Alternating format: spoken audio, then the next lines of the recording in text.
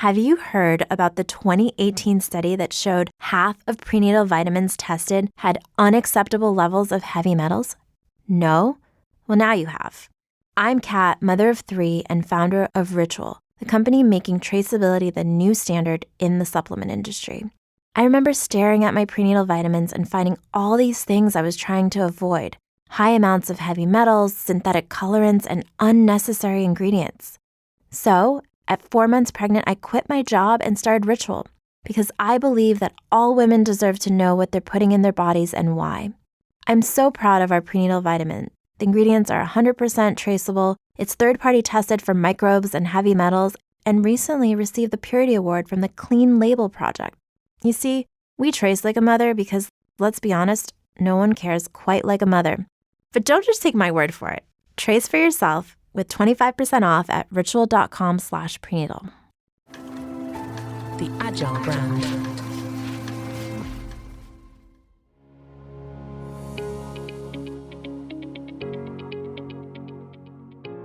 Welcome to the Delighted Customers Podcast, now part of the Agile Brand Podcast Network. I'm your host, Mark Slayton, and I am so glad you're here. I empower leaders to delight their customers, and I talk to guests with a wide range of expertise who share meaningful insights, wisdom, and practical tips that you can use immediately. I'm also excited to announce the Trusted Guide Roadmap Masterclass for CX leaders who struggle with executive buy-in and are ready to go beyond CX fundamentals. The Masterclass gives you proven frameworks and takes you step by step through a 4-step model that will move you past the frustration of not getting your work done. It's unique because it's live, interpersonal, hands-on, and we give you tools and templates to help you build your CX roadmap. To learn more, visit empoweredcx.com. That's EMPOWEREDCX.com. And now on to the show.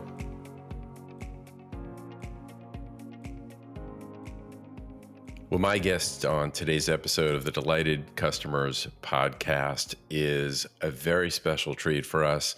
He started off his career early on at Accenture. So great chops in consulting work, then went over to Symantec, and Symantec is all about security and keeping your data and information secure, and he headed up CS there. He then went to work along the way at TSIA and spent 4 years doing audits on tech service type companies and taking a look at their strategies and saying, yeah, good. Yeah, maybe not so good. Need some help. and then now he is over at Salesforce, the largest CRM company in the world, and heads up a team of over 2,000 people in the customer success organization. So without any further delay, let me introduce Phil Nanus. Hey, Mark, thanks so much for having me on. Really appreciate it. Hey, so great to have you. It's such an honor to have someone from Salesforce.com. You know, I teach a course at Michigan State University called Customer Relationship Management. I noticed this morning, I should have known this, but your symbol, your stock exchange symbol is what? CRM. Yes, it is. No coincidence there. And that's how we kind of, those of us who are familiar with Salesforce emerging and growing up, you were the CRM company. And gosh, to think about, the bank that I work for signed a contract, I don't know, a decade ago with Salesforce, and it became not at all just a CRM program. We called it CX 360 because the idea was to get a 360-degree view of the customer relationships. And then we built all of our other middleware and other software applications around Salesforce, which really was our hub. So I think one of the things I'd like to do before we get into digging into what is CS and what is CX is just share with us a little bit about kind of your why for taking the career track you took and what you're doing now. Yeah, one of the bigger influences in my life, I would say, from a brand perspective, was actually Disney, and still is today. As a lifelong resident of Orlando, Florida, the city beautiful, I grew up in the shadow of the most magical place on earth, which is the Magic Kingdom, part of Walt Disney World. And it was such a big influence on my life, whether I was watching a movie or visiting a theme park. at an early age, it impacted me. And I began to understand what it meant to deliver great experiences. And that manifested and always stayed with me throughout my professional career. And I knew one day that was something I really wanted to do and participate in. And that led me down a path in this wonderful world of customer success. Well, you lead a very large team there. You're an executive vice president. Tell us about how your team is set up. Yeah, so we have, as you mentioned at the top, we have a team of over 2,000 customer success managers and area leads. And what we are focused on is really providing amazing experiences, leveraging the technology, and helping our customers adopt the technology to solve a business challenge. And our team works with sort of the top 1,000 plus customers at Salesforce, and we have a model in place that our customers participate in that are called success plans. And we have 3 success plans at Salesforce. And my team is tied to those top customers and helping them every single day, focused on their health and solving their challenges. So I love what you're saying, and I want to dig into it a little bit more because the course we teach talks about the customer life cycle. And from that point of purchase through what they called service, once you've been onboarded, all the way to loyalty when you're a repeat customer, to the point where you're advocacy, where you're literally referring, you're loyal to the brand, you're willing to forgive the brand. You'll even defend the brand when there's people arguing maybe it's not so good, all the way through that life cycle. And when I think about customer success, it became apparent to me, and you tell me if this makes sense to you, is as more software as a service SaaS companies came out and they offered this software where there might be multiple licenses and organization, multiple users, great tool, great solution, but if it didn't really stick, if it didn't get the adoption, then come time for renewal, it just, either died on the vine or whatever. So is that the white space that was around for CS to become so popular? Yeah, and it was really with the advent of the launch of the software as a service model. Because in that model, one of the things that Salesforce found out is you've got to have customers that adopt the technology before they're able to either renew with you or they buy more. And TSIA, the company that I worked with, they created this layer framework, which stood for land, adopt, expand, and renew. And that was sort of the perspective of the technology vendor on what that customer journey was, not necessarily the customer's perspective, but the vendor itself. And the whole philosophy was after you acquired a customer, you had to make sure that they were adopting the solution so that they would stay with you and grow with you, which is commonly referred to as retention and expansion. And I think where you saw the rise of customer success really started in the 2010 plus range when money was cheap, a lot of technology was being bought, and a lot of that technology was software as a service. And you saw a lot of amazing roles open up in this space called customer success because it was really critical that customers were adopting the technology to stay on the platform and continue to grow and help achieve their objectives. For any business to thrive, effective communication is key, not just for success, but for maintaining a healthy, respectful work environment. And that's where Service Skills comes in, a proven e-learning platform that's transforming organizations through micro-learning modules. Think about it. Are your customer service interactions up to par? How inclusive and collaborative is your workplace? Service Skills offers hundreds of courses on everything from customer satisfaction and team building to management and respectful workplace practices. Validated by millions, these courses empower your staff to excel and communicate effectively, enhancing both personal and company-wide success. And the best part? It's all available at your fingertips with affordable pricing and flexible options that fit your organization's needs. Elevate your team's skills, boost workplace respect, and foster a culture of diversity and inclusion. Join the ranks of satisfied clients who've seen tangible results in performance and communication.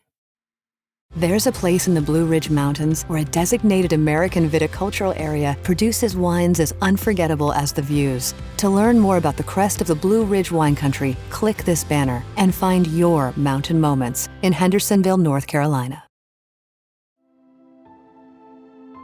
So it's interesting. You're the head of customer success in a company that helps other companies with customer success. Yeah.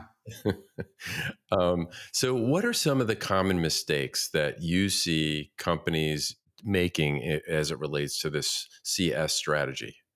Yeah, at TSIA, we did a bunch of research on this, and I think it comes down to really three fundamental things. One is charter, two is segmentation, and three is how are you actually going to go and fund that? So when I think about the charter, customer success has a little bit of an identity crisis. If you go read all the amazing stuff that's out there on LinkedIn, you may take away what exactly is customer success. Can you succinctly describe that? And I think you're going to get a lot of different reactions. So you have to find what exactly you are doing and what you aren't doing. And in my experience, what you don't want is a team of customer success managers. On Monday, they actually look like they're salespeople. On Tuesday, they look like they're project consultants. And then on Wednesday, they look like they're a support escalation manager. So know what swim lane you're operating in and whatever part of customer success that you're working on. I think the second is segmentation, and this is really important. It's really important to take customers along the digital journey, leveraging the technology in a real life interaction. So that is very foundational. But where you put the humans to augment that digital journey is going to be super important. In our case, our team and my team is really focused on a subset of customers based upon how they choose to purchase a success plan from Salesforce through a good, better, and best model. But the digital journey is really foundational for our customers. And then finally, funding. A lot of the best initiatives fall by the wayside because either they're not funded properly or they don't have an ongoing funding mechanism. So between those three pillars, charter, segmentation strategy, and funding, is where I definitely see a lot of CS organizations fall down. So is it more just get clear on the charter and the segmentation about who you want to be, or is there a best practice that you'd recommend to people? It's declaring exactly what you want to be, and not only declaring that intentionally to your colleagues and your peers throughout your company, but also to your customers. Like, what will you and what will you not do? One of the benefits that we have through our good, better, best model, and my team works in what we call signature success. It's a very prescriptive set of deliverables that are going to deliver value over the life cycle of your journey. So there's not a lot of mystery behind that. You could go to salesforce.com and you could look exactly what we're delivering on an everyday basis. So it's the declaration of exactly what you're doing. And at some level, it's pretty simple. You're making a promise and you're keeping a promise on what those experiences will be and what you're going to deliver. I think where some companies fall down is they rotate that all the time, literally almost every single day of the week. And it's really important to declare what you will do and what you will not do. Yeah, I can imagine that would be confusing for your own team who's doing the customer success support, and as well. I mean, needless to say, the customer you're supporting. Yeah. I mean, I talk to my team all the time. And one of the confusing things could be like, well, what's my job? How am I measured? How can I grow my career? Those are pretty fundamental things leading an organization of 2,000 people. And you really have to clarify what success actually means in their role. But it's also important to clarify that on behalf of, the 75,000 plus colleagues that we have at Salesforce. That's a really critical element to say exactly what we're doing and what we're not. And then, of course, connecting that back to the customers to make sure that we're going to go help and solve the problems that they have in the right way. And that's why we believe in being what we call offer led, which means that we're very prescriptive in the motions that we deliver. We're standardized and we're scalable. And we think that's really important because it creates this repeatable experience over and over. Just like if you bought a product or you went to bought a service, you want to know exactly what you're going to get. And that's what our goal is through our success plans with our customers. So, Phil, what I like to do in these podcast episodes is when the guest hits on a gem to hit the pause button and just pull that out. There are two things that you said that I want to double tap on. One is segmentation. Okay. Segmentation is just so important overall for customer relationship management strategies. I'm not talking about the software application, but think strategically about your CRM is to segment out which customers are your best customers and design experiences in the CX space experiences and apply the software solutions around how you're going to segment. And it's your best, but also you may have different kinds of customers. For example, if you're a bank, you could have mortgage customers very different than commercial loan customers, different than retail customers, right? So how is that going to happen? And then the second thing you said, which is a great strategic process that can easily be overlooked or given lip service, is standardized and repeatable. You think about your processes, because as you're building out your go-to-market model, if you're not keeping that in mind, you're going to have to rejigger it every time. And that creates more work, more energy, lack of focus, all sorts of problems down the road, right? 100%. Yeah. Yeah. As I think about, the first point on segmentation strategy, it's so critical because you have to meet the customer where they're at in their journey. And that could be a digital engagement, or that could be a human engagement. That could be with an administrator and developer, somebody who is wildly technical, but it could also be with procurement. It could be with a business executive. So you've got to develop these moments that matter in the customer's journey, both digitally and unassisted, but as well as assisted through humans. So segmentation strategy is so critically important, whether you're leveraging customer relationship management and trying to solve that for your customers, or frankly, in any technology and experience. So we think that that is super fundamental. And then I think the one thing that I would say about building these repeatable and scalable motions is that it's foundational in what we do. Because what we're trying to do is to deliver a premium experience and a brand for a customer. And you could think about your own consumer experience. Like if you're going to a hotel and going to the Ritz-Carlton or going to any consumer experience that you have, what is the continuity between one location and the next, or one product and the next time you buy that product? In our world, we want to create that continuity and that standardization. Now, our belief in order to do that is we have a very deep philosophy that our executive frames it up, and he calls it being technology led and user obsessed. So let me unpack that for you. Mm-hmm. Technology led means that you're going to use an out of the box solution. And for us, we are customer zero for Salesforce technology. So we use our Service Cloud as an example in our support organization out of the box, because we know that the best practices are built into the technology. So that's the technology led part. The user obsessed part that I think is so important is deep listening. And this is where you get the customer experience side to really come in, whether that's through journey mapping, through advisory boards. There's a lot of different forums that you can listen to your customers, but it's also critical as we think about our own team to deeply listen to our organization, what's working, what's not. And we do this through a variety of surveys and interactions, both with customers and also our own team. So this is how we think about creating that industrialized and scalable motion. It's being offer led, it's being technology led, and user obsessed. I love it. And let's let me just help clarify, or do our best to clarify the difference, because we've used experience, we've used success, customer success. From your perspective, what is the difference between CX and CS? Yeah, it's a great question. For me, customer experience is really focused on the emotional response and satisfaction when customers are interacting with products and services.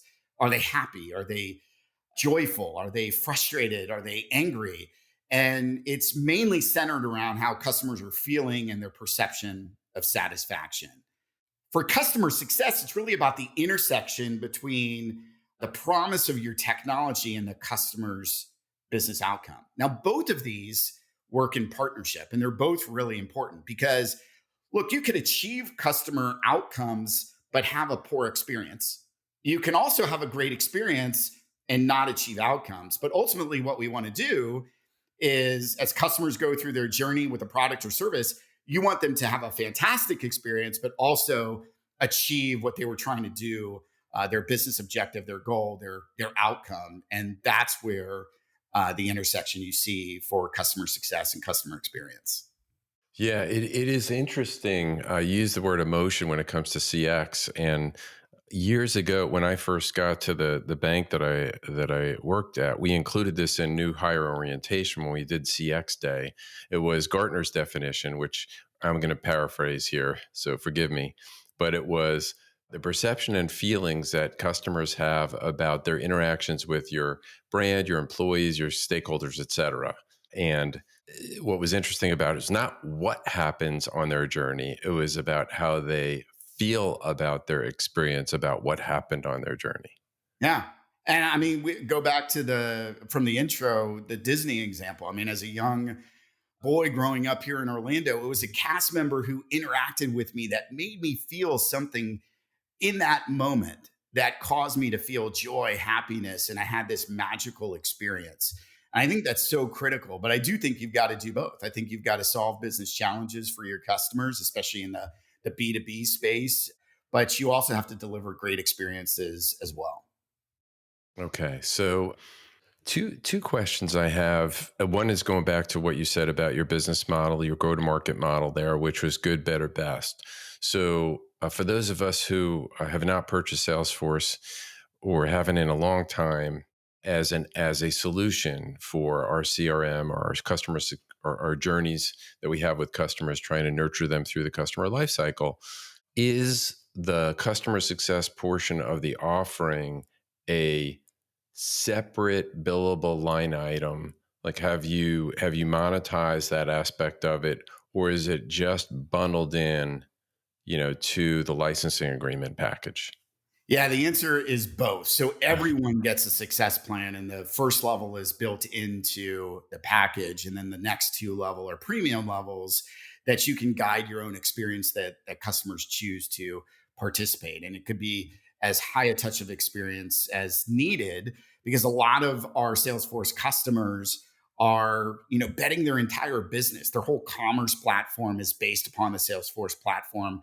Their whole sales organization is based upon the Salesforce platform. So if you're running mission critical businesses, it's really important to augment that capability with the right experience that's going to go deliver the results that you want. So it is separate that customers purchase. Okay. Thanks for that clarification. I'm getting a clear picture. And so before, you were talking about how the software is used and the customer success management team is working with their customers to help them nurture their customers through the life cycle with them, deepen the relationships, create an emotional connection, as you said earlier. And so my question is, can you think of an example to kind of paint a picture for those of us listening of how that might work in real life? Yeah, I'll give you one example. I think Gucci is actually an amazing example. And if you think about the brand of Gucci, you think about this premium and luxury brand that I think we all know, whether you're in the store or buying that or online. It's certainly a premium brand that you see in the market. And look, Gucci's customers expect very personalized experiences. Gucci had a challenge though. They had, like many customers, they had disconnected data in systems, and we were partnering with them in their service in their contact center. And one of the things that we were able to do and Gucci was able to realize is we brought together this disparate data, and we leveraged data and AI by leveraging our Einstein 1 platform. And what it did is it supercharged the human experience. And what we saw was pretty interesting. It was this convergence of sales and service, which maybe historically was siloed. And by improving that experience, it also led to more sales. So helping actually sold. And Gucci was able to see a 30+% increase in that particular channel on sales. And that convergence story is pretty interesting because you're leveraging the power of this amazing technology to go and deliver great experiences, but it's also generating more revenue for the company. So you brought up a point about Einstein, and I read an article somewhere not too long ago about your leadership, and I forget exactly whether it was your CEO or someone else who shared. I think it was an investor meeting talking about AI because they're getting asked these questions all the time from the investment community and how do they plan to use it. And I think what I was a little bit surprised about, kind of in a good way, was the basically a conservative approach to AI that Salesforce seemed to be taking. Is that what you're hearing?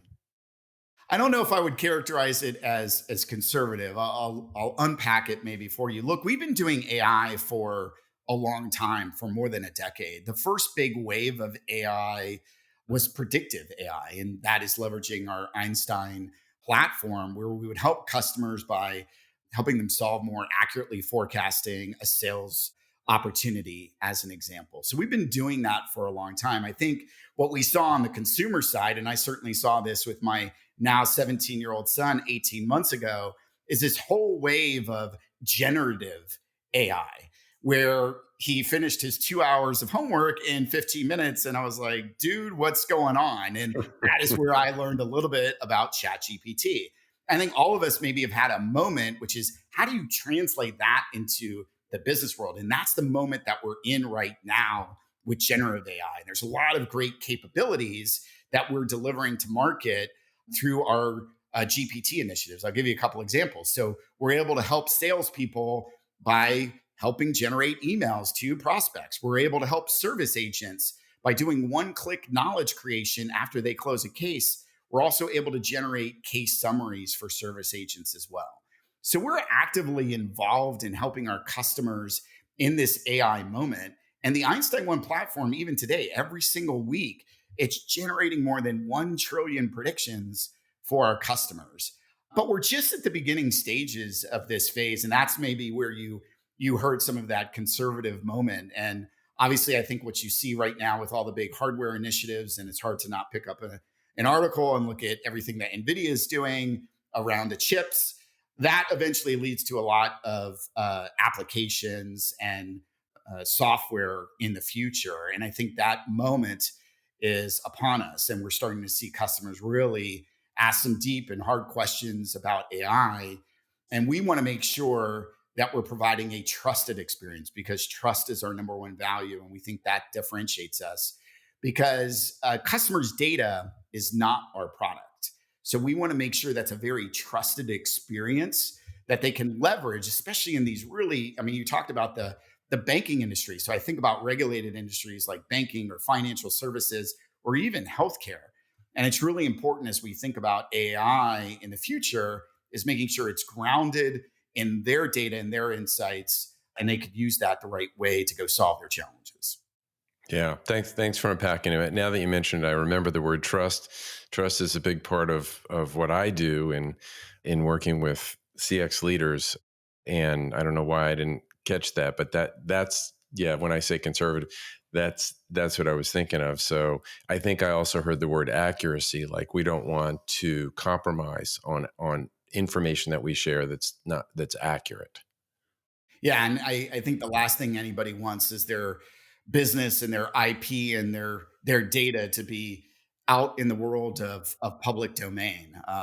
The business data is certainly a gold mine, and we want customers to be able to aggregate and use that right way by taking what we call our customer 360. And I know you mentioned that earlier. We still use that terminology. So whether you're in different points of the journey, whether you're marketing to a customer or you're selling to a customer through a commerce platform, or maybe it's a salesperson in a B2B transaction, or you're servicing a customer, these are moments where we have technology that helps our customers.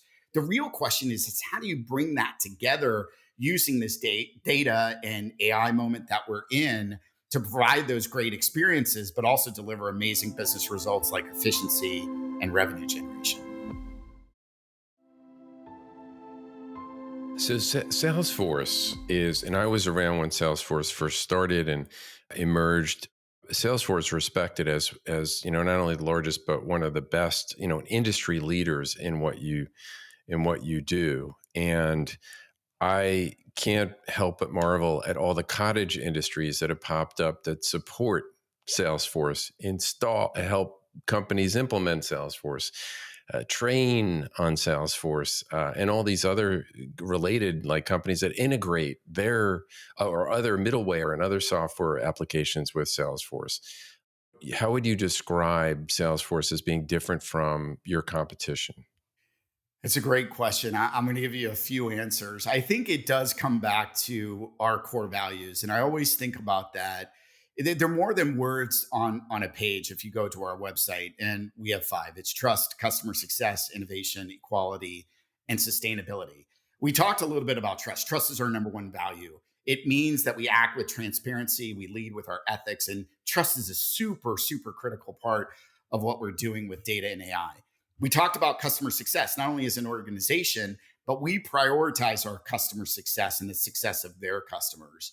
Innovation is something that never stops. We want our products to be the most relevant, easy to use, integrated, and scalable that are out there.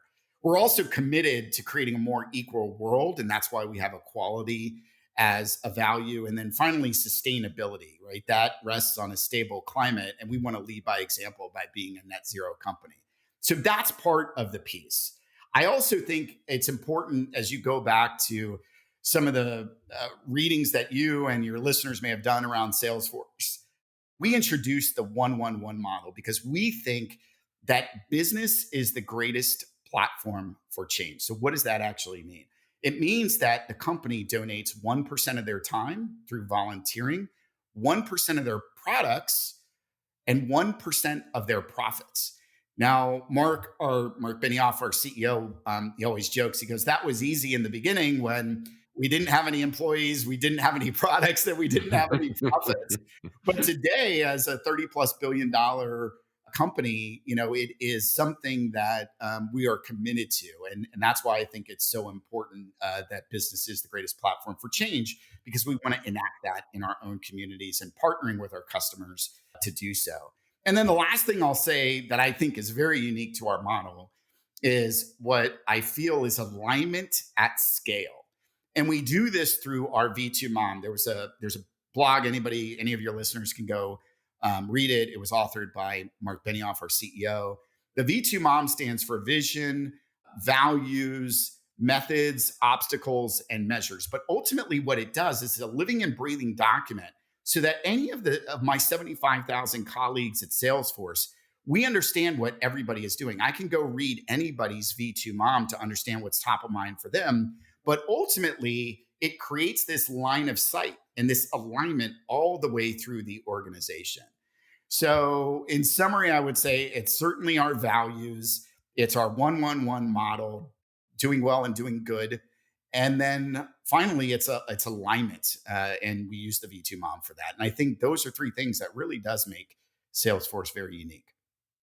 Okay, so you went through the V2 Mom really quickly because I'm really interested in that. So vision, values, methods, obstacles, and measurement. So it starts certainly with the vision and the values of any individual. But it starts with Mark publishing his as the CEO of our company. And then it cascades down, and the vice presidents and the executives cascade theirs down all the way through the organization. So what we're doing with that is we're saying what we're going to accomplish. And it's a living and breathing document. So we can always go back and adjust that. And I'll give you a real life example just for my own team. One of the values is that our organization, the bigger that we get, there's certainly some level of complexity that we try and solve through technology and process. But a critical value that we added to my V2 Mom was collaboration, right? So I talked a lot about our values of trust, customer success, innovation, quality, and sustainability. But in my organization, I added another value because it was really critical as we working through different organizations that we collaborated more effectively this year. And then we develop methods, which is the actual activities that we're going to go and deliver to meet our vision and to obtain our values. There's certainly obstacles in the way. As I think about obstacles, there's always obstacles no matter where you are. It could be budget related. It could be a macro condition. There's always obstacles. And then ultimately it's the measurements, which is that how are you going to ground yourself on a regular basis, a daily, weekly, monthly, quarterly scorecard on quantifying the execution of the methods that you're going to go and deliver against. There's a great blog. I'll have to send it to you, Mark. Feel free to include that. Hopefully everybody gets a chance to read it, but I think it's very unique to Salesforce. And obviously a lot of companies have mimicked that over time. And each company, I think, creates alignment in their own way. But I think that's a superpower at Salesforce. Yeah, if you'll send that to me, I'll be happy to put it in the show notes for everybody Yeah, to grab. That'd be awesome. So we're getting close to landing the plane here. I got a couple more questions for you. sure. As much as I'd like to talk to you all day, Phil, the question is, as we talk about this thing, AI that's coming, it's here, as you said, it's here. How does Salesforce look at the roadmap for AI?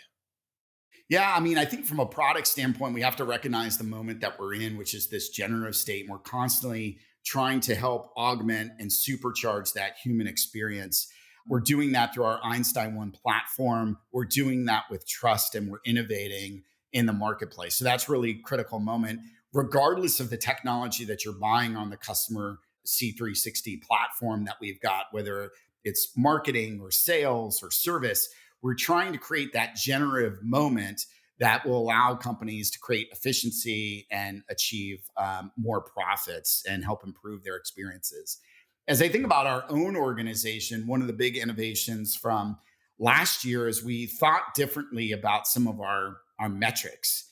And for a long time in our customer success organization, our metrics were more focused on ourselves, right? And I think we had to channel our internal Taylor Swift moment. And what we found is like, hey, I'm the problem. It's me, from her song Antihero, because that's not really true to what we were doing, which is focus on our customers' outcomes. So we changed a lot of our metrics and we introduced something called the customer success score. And what we're doing with AI right now is we're developing that, we're delivering that to our customers. It's based upon three elements: user expertise, adoption, and technical health. But what we also want to do is through generative AI, help guide our customers over time by giving them the insights about what to do next in their journey. Right now, that's done in a very human-led engagement through my organization. But that's obviously an improvement we can even make in our own organization leveraging AI. So certainly the technology is improving every single day. We're seeing a lot of customers take great advantage of this. But we've got work to do even inside our own organization where we can take some of those innovations and leverage it to what our team is doing on a day-to-day basis and create more efficiency and scale for our teams. So I just want to double tap on another gem I just heard and kind of put together, reflect back what I heard of what you said about how Salesforce can add value, bring value to its customers.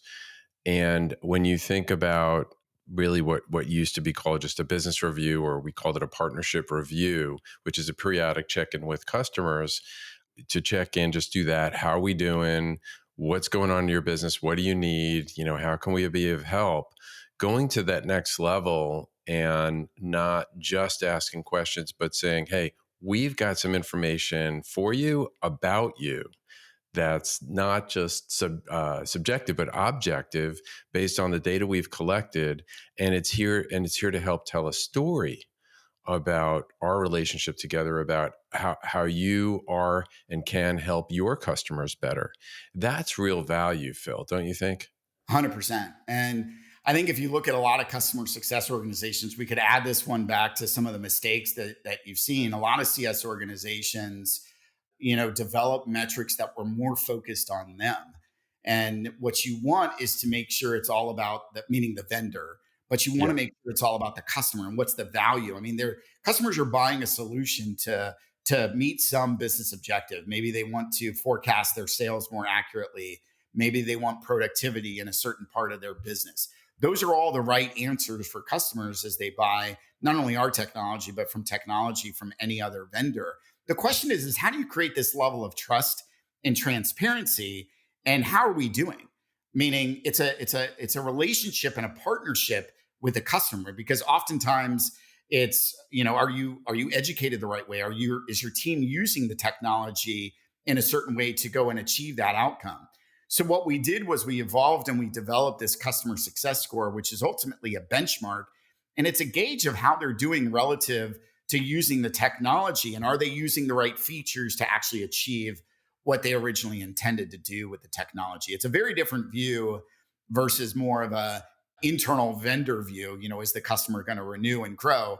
All of those things happen, but what you want to happen in the world of customer success is you want it to be about the customer. You want to center on their objectives, their outcomes, and what they're trying to achieve, but really do that through trust and transparency. And that was a big innovation last calendar year that we brought to market, leveraging over now, I think it's over 90 individual data signals over those three horizons, which is adoption, user expertise, and technical health. Nice. Phil, you have had a tremendous amount of success over your career, obviously to where you are now at Salesforce with such a large organization and in such one of the most respected companies in any industry and most well-known brands. And I would love to hear, my students, they don't really have a choice. They have an assignment to listen to aspects of my podcast that relate to the course. And this will be one of them for sure, because this is right. I mean, gosh, CRM is the symbol for your brand. So on Wall Street. So what advice would you have for Michigan State University students and about their career? And perhaps anyone listening could extend to them as well.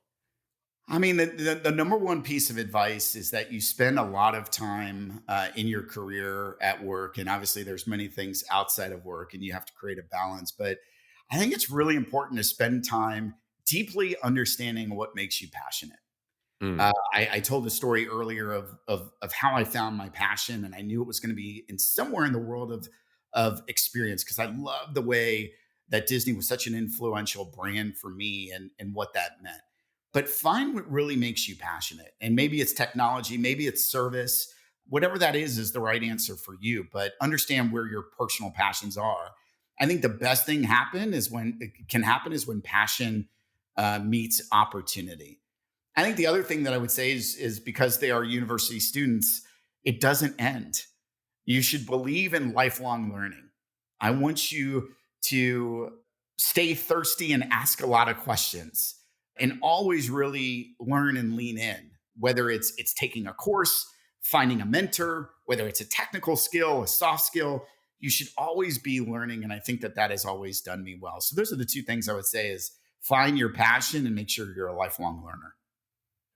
Excellent. Great advice, Phil. And my final question, which is the last question I ask my guests, is what advice would you give to your 20-year-old self? I would fail faster.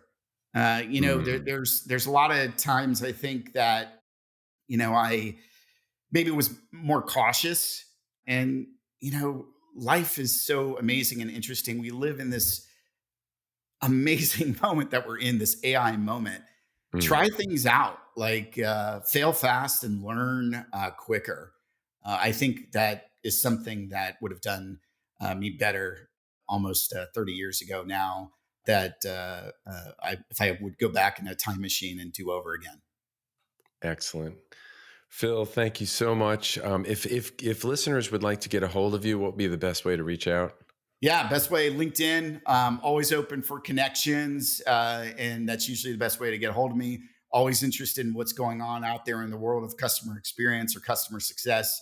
So if you're posting something, always, as I mentioned, I'm a lifelong learner, and there's opportunities for me to continue to learn. So looking forward to connecting with our Michigan State University students. Excellent. All right. Thank you so much, Phil. Thanks for being on the show. It was awesome. All right. Thanks for having me, Mark. Really appreciate it. Thanks for listening to the Delighted Customers Podcast. If you've enjoyed this episode or any of my other ones, hit subscribe or follow. I've got a lot of other great guests that are coming up and a lot of other great content, and I don't want you to miss anything. You can find any links or references on the show in the show notes, and you can find those at my website at empoweredcx.com. That's EMPOWEREDCX.com. Also, make sure to check out the other shows in the Agile Brand Podcast Network by going to www.agilebrandguide.com. The Delighted Customers podcast with Mark Slayton is produced by Missing Link, a Latina-owned, strategy-driven, creatively fueled production co-op.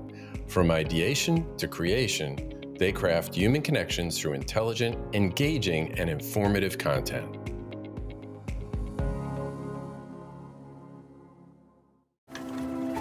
The Agile brand. If you're in business, you probably have a website, but can your site handle your growth? How many visitors before your site slows down or crashes? What about storage and data security? From web hosting to virtual servers, Pair Networks provides the online infrastructure you need to start, grow, and flourish. When it comes to security and updates, don't worry, we've got you covered. Our 24/7 US-based customer support is the best in the industry. No frustrating chatbots or sitting on hold for hours. Check out pair.com today to learn more. That's PAIR.com.